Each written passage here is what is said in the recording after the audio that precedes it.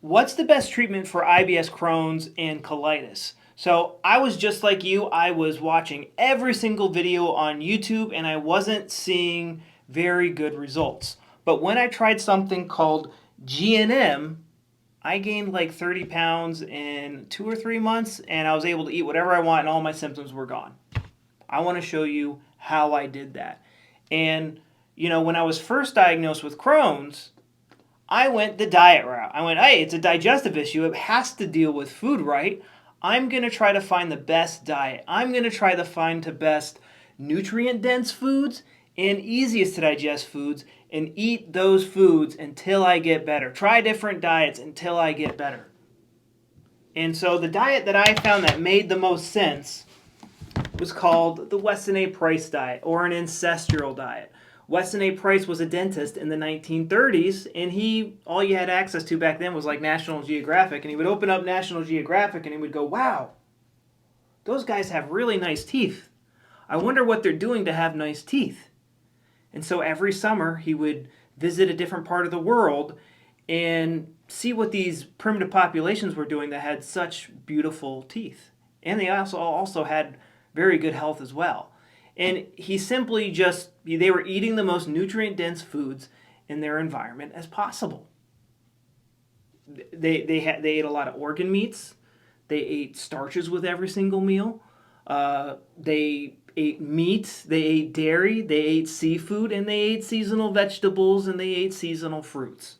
But the big emphasis was on fat-soluble vitamins, vitamin A, D, E, and K2. A big emphasis on the K2, which wasn't discovered at the time. But long story short, I followed this diet for 5 years and I still looked like a skeleton.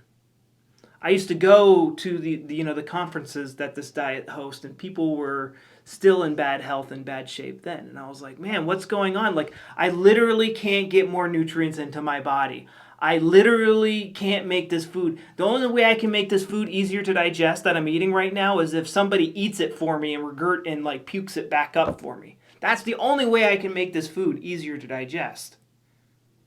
I'm still not better. What is going on? So I went to the next one. Oh, my gut microbiome is messed up. I'm going to disinfect and I'm going to take probiotics. And then I'll fix my gut microbiome and then I should be all better, right? So I went online and you can buy Candida and E. coli, these bad bacteria and fungi. You can buy them for like $20, $30 online. And then what I did is I grew them on a piece of bread and then I would test different antifungals and antibacterials on them. And I discovered if you used oregano oil, essential oil, just one drop of that, and the bad bacteria and fungi will not grow whatsoever. Not just one little drop. So I created this protocol where I would take all sorts of different probiotics. I would take soil-based, spore-based, normal, kefir, raw kefir. I worked on I quit my job and I worked on a raw dairy farm. I was getting probiotics straight from the teat. I was doing colostrum. Also while doing this disinfecting thing. Like there was no way there could have been a bad bacteria and fungi in my gut. And I still had symptoms. Even though I was getting billions if not trillions of probiotics every single day consistently and disinfecting on and off to make sure I gave room. I would do it on the full moon, like all the parasites only come out. I was trying everything. I was still extremely skinny.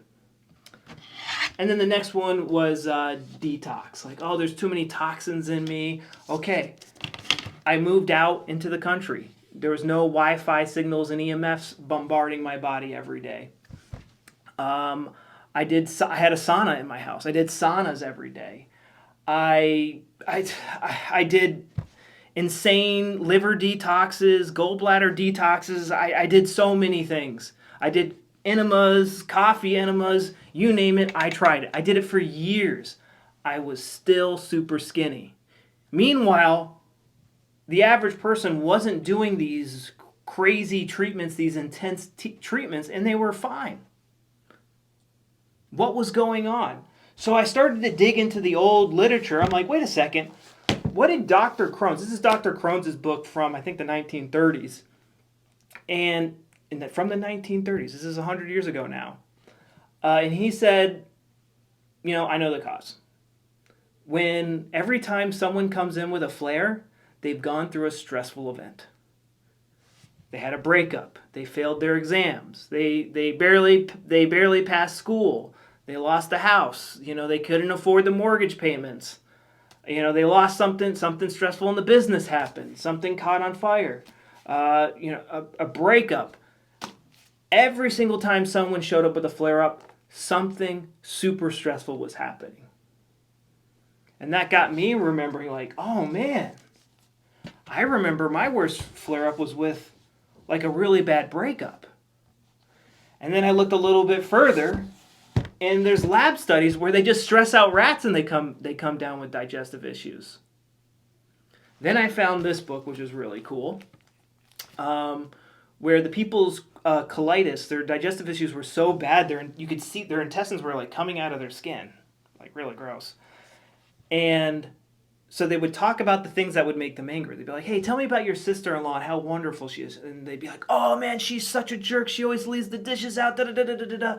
And as he's talking, complaining about her, the guy's intestines are turning bright red and the intestinal muscles are freaking out, and the guy has to go number 2. He has to go to the bathroom.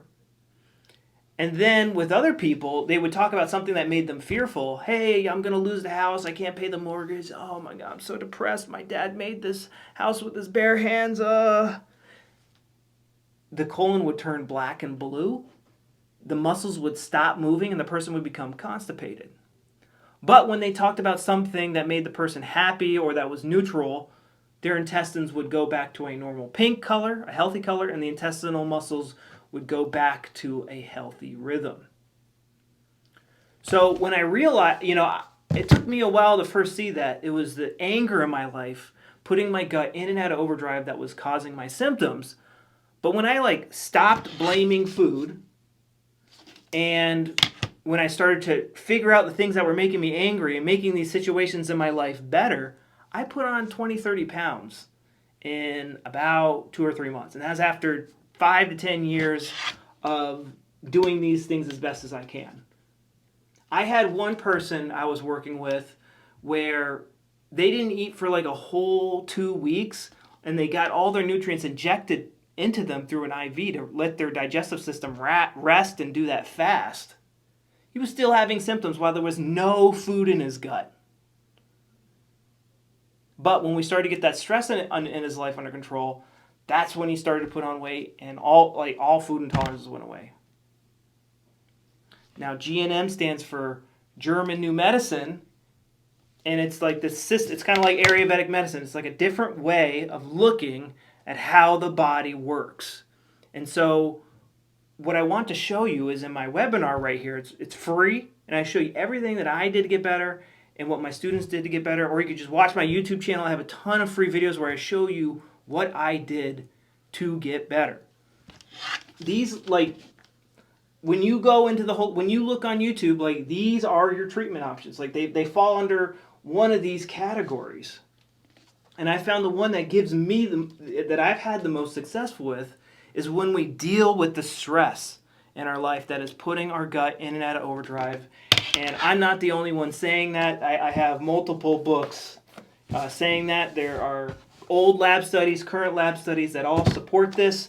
And everybody that I've worked with, a lot of people, about 50% of the people that I see, they'll go, yeah, nothing stressful happened. Da-da-da-da-da. And I start asking them questions, and then all of a sudden it's like, oh man, I went through a breakup.